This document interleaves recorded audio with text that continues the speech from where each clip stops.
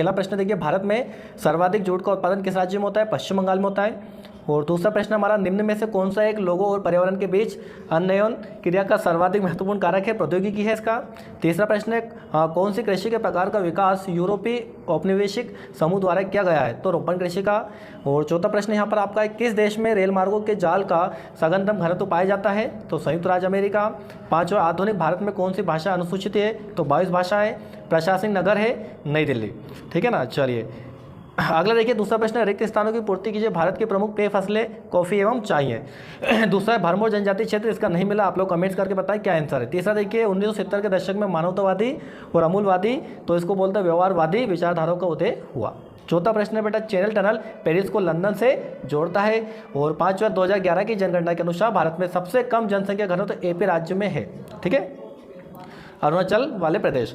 और छठा है, नैनीताल भारत का एक पर्यटन नगर है। कैसा है? पर्यटन, जहाँ पे लोग घूमने जाते हैं। तीसरा प्रश्न देखिए यहाँ पर, सत्य सत्य, इससे पहले क्लास को लाइक करें आप। भारत के पास द्वीपों सहित लगभग 7517 किलोमीटर लंबा व्यापक समुद्री तट है। सत्य आपका।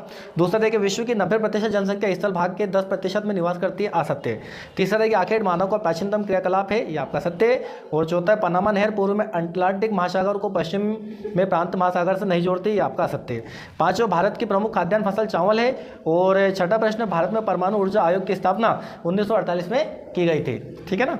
चलिए अगर जोड़ी देखिए यहाँ पर, वस्त्र निर्माण, तो ये आपका द्वितीय क्रियाकलाप। और दूसरा है, सर्वाधिक कपास का उत्पादन, तो महाराष्ट्र। और तीसरा, सर्वाधिक ग्रामीण जनसंख्या, तो तीसरे का आपका बिहार हो जाएगा बेटा। चौथा है, भारत में न्यूनतम भाषाई समूह जो है आपका चौथा, ये चीन तिब्बत हो जाएगा। और पांचवा, सुएज नहर का निर्माण हुआ था 1869 में। चलिए क्लास को लाइक करिए। पांचवा प्रश्न देखिए, एक वाक्य में उत्तर, विश्व व्यापार संगठन कब बनाया गया? तो 1 जनवरी 1995 को। भारत की 2 प्रमुख तिलहन फसलों के नाम लिखिए, सरसों और मूंगफली है बेटा।